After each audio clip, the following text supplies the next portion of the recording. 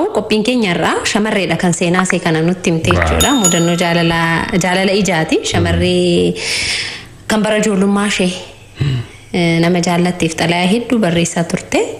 Kan si ajaa'ibu xalayaa barreessite sana mara akkam akka gooteme wajjumaan dhaggeeffattoota keenya isinitti muufan ture garuu otoo ishee dhumarraa dhaggeeffannee gaariidha dheeni. Kitaaba maxxansuuf akkantaa. Maqaa ishee nutti himne himachuus hin barbaanne kanaafuu mee seenaa ishee haa dhaggeeffannuti ammas walitti deebinaa nu waliin tura.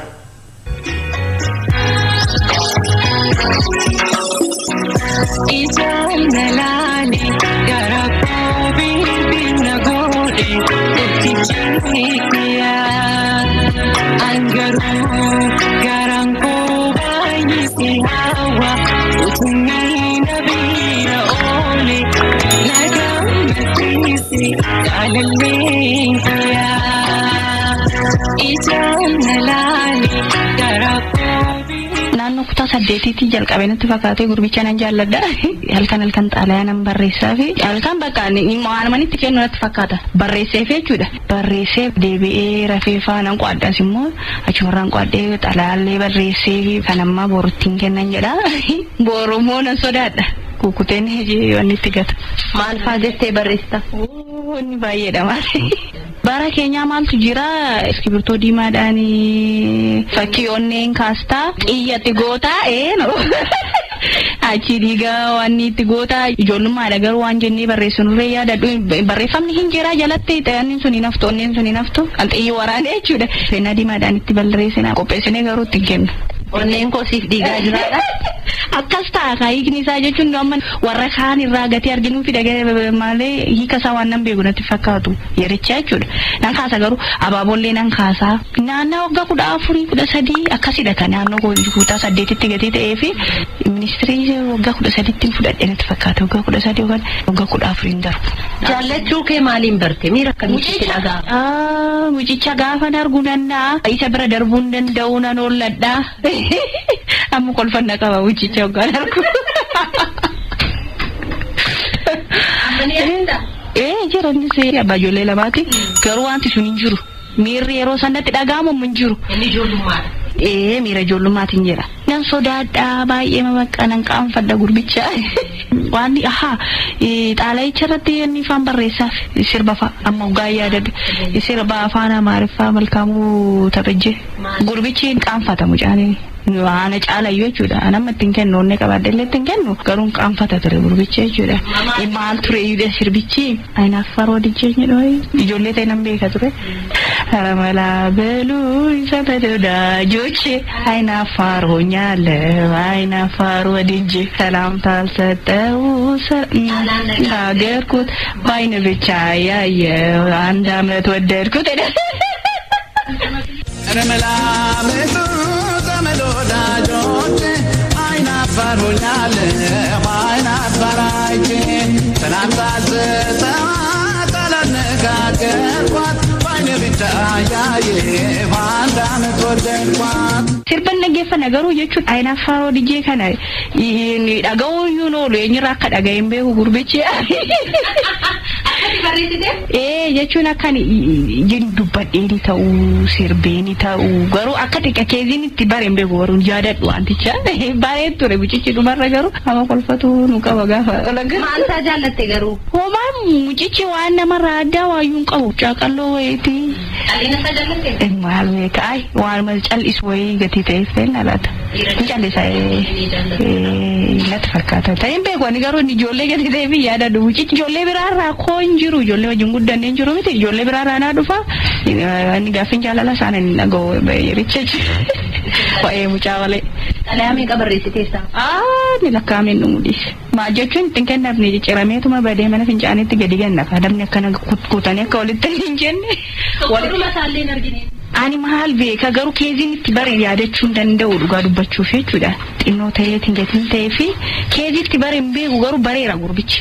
Xaalayaatu bira isa jaallat beekan inni maal jedhe boodarra bilbilli yoo dhufe malee odoon turiini maaloodhaani bilbilaan walii barreessina turre booda keessa dafee yoo dhiisne beektaa isuman jaaladhee hagam baradhee xumuruttiyyu waama isaa kan yaadan yooma kanan dhiisee jechuu hin dandeessa miirra sun jiramu inni maal siin jedha ture erga jaalachuutiin dubbatu uma deebisin kennu dubbatus akkasuma dabaqqa umamusa baay'ee nama callisee jechuudha bilbilaanis yeroo barreessitu erga guddannee akka maatii qabannee gaafa bilbilee waliin haasofna malee amma haasofna normaalee jechuudha akka nama tokkotu isaanichitti mucaan nama cal jedhedha isuma yaadadha namiirri suni amma ugaa yaadadhe na kofalchiisa beektaa ayinaaf faroo dijjee baay'ee waan saalfatuuf hin dubbatu bakka saalfata baay'ee dubbatu wal jedhee nama laalu garuu umrii sanatti gaafa jaallattu jaalalli keenya fuullee bultii fa'aa jaarranna jettee yaaddee ture waan akkasii yaadeen beeku dhugaa dubbachuuf gurbicha jaalachuu ogguma sana sa'atumatti arge saniin ollachuu malee waan gara fuulduraa ta'u yaadeen beeku dhugaa dubbachuuf jechuudha garuu gurbicha callisee mana akkasitti jaalladha. Kun ergasii jireenya kee irratti garuu dhiibbaan hin jiru nan dhiisee bakka anis nan dhiisee innis kabraa fuudhee indoominni ijoolluma wajjin guddanne kabraa fuudhee hin jiru waan akkasii irratti erguma dhiisee jechuudha erguma nagaa buusnee waan bakka waan akkasii erguma yaaduu dhiisee fuudhees hin bade yeroo masaatti jechuudha. Keessuma keessi maaltu balleessa? Baal beekaani waan isaa hin beeku. Baroota waan akkatti badeen beeku dhugaa dubbachuuf jechuudha. Isheen faddatlee.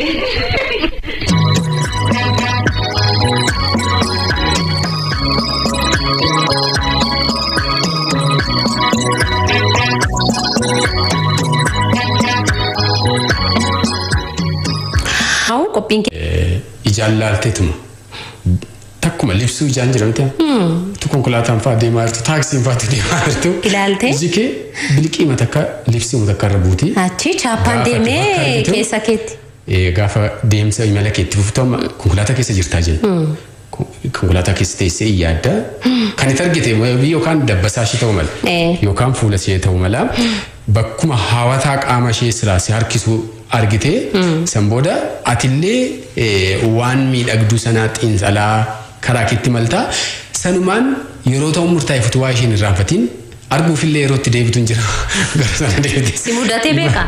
Imala sana yeroo itti irra deebitu mala. Si mudatee beekaa konkolaataa itti daftee. Yeroo baay'ee hiriyoota akkatti na mudateen qaba anillee agas mara kan na darre hin argine. Mudachuun waan mudata waan miti garuu inni imala kee dudduuba si deebisee yoo bakkuma dhaabbatte sana jiraatte deebanii ilaalan haga na mudanne sun garuu ijaan laalte jaalachuun osoo nama kanatti diiqee maasuufsisi jettee yaaduun inuma jiraata. Akka caalaa mudata. Caalaan jiraata. Sobboqa keenyaarraati. Warra shamarrallee mudata kun dhiira qofa. Takka hin beeku na naasisee doorsisni ormaana jeeqee nan yaadadha buusee baasee isa durii sagalee kee.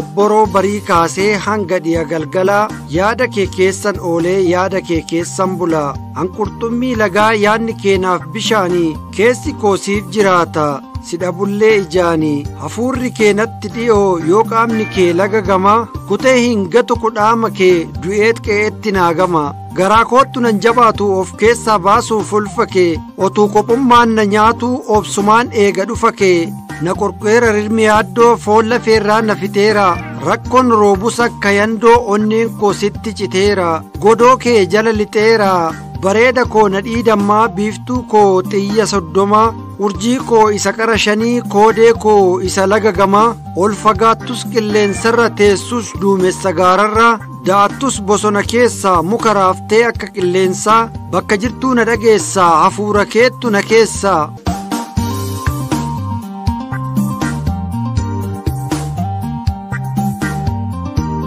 Mee ka'eettan siif weeddisaa gaarummaa kee toora naqee kaleessa keenyaan seenessaa gumbii jaalala koo saaqee jaalalli kee miti siiccoo isa bullaan dhangala'u yeroo eegee foolii hin fidu hin moofa'u hin halaa'u hin danda'u hin bosasu daana'oon nyaatee hin balleessu warqeedha samee hin oora'u argeera kunoo har'aa'u.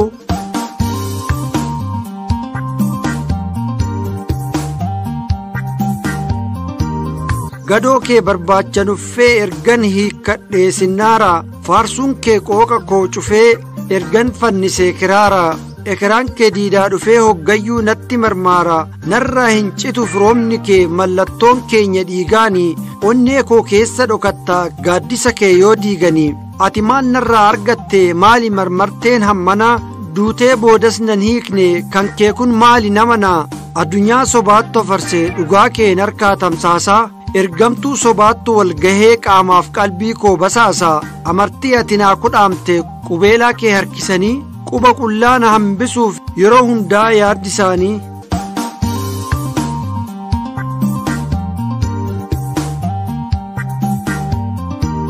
Akkumatti na forgattee ta'een jiraadha yoomillee qalbiif qaama koon ergisu afaan faajjessa eenyuufillee takka hin beeku na naasisee doorsisni ormaana jeeqee nan yaadadha buusee baasee isa durii sagalee kee gurra koorraa na qillisaa akka sagalee kiraaraa mataa gubbaadhaa na huursaa akka sagalee xiyyaaraa kan kootiif kan kee jaalalli miti jaalala halaala qaamaan narraa fagaattee yoo jiraattes halaala hafuura keen marfamee of keessatti silaala boojitee namooteetta taatee dursaa laphee koo situ keessatti argama yoo falatan lafee koo dhiiga koo dhimbiibanii baqaqsanii kalee koo gudunfaanaaf taateetta miiltoo karaaf dhalee koo gursummaa fakkaadhullee qe'een koo badii taatee dhala haadha hiyyeessaa taatee ilmaan koos faffacaatee boroof balbalaan dhufee roorroo yoo natti hammaate anutubaa kee jiksee waarsaa hin ciibsu diinqa koo gola kabaja keetitti siif dhibaasee dhiiga koo har'a dhaba keef jecha hin haammadhu diina koo gadhee hamma kee hin beekneef adda hin saaqu miila koo ormi jedhee dhaadatus akka waan si awwaalee anis qalbiidhaa cabuus lafa seente wallaalee.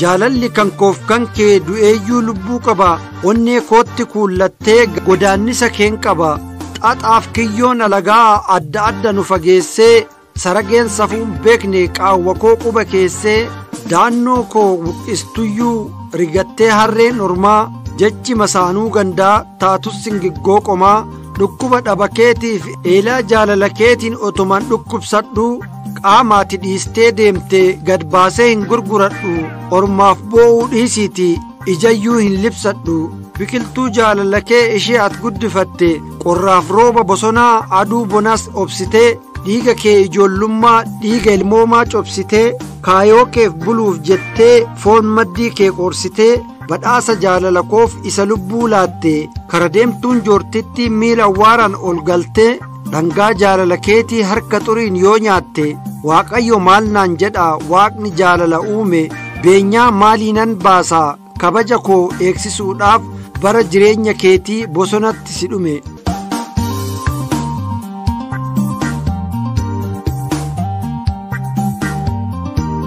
jooraa koo gameessa koo yaa garaa kuteessa koo kabaja namummaa koo ulfina koo siif dhuunfee maqaan keen katabadha galmee seenaa dhugaatti dhiiga qaama koo cuunfee ati anaaf tokkoo miti tokkicha koo kumaati sin jaalladha siifan du'a kun jecha koo dhumaati abjuudhaan si ilaala mana bakoon si yaada hafuura kee halaalaa akka jimaan araada fooliin urgooftuu keetii inni goofaree keerraa nan suufa nan fuunfadha natti dhufa fagoorra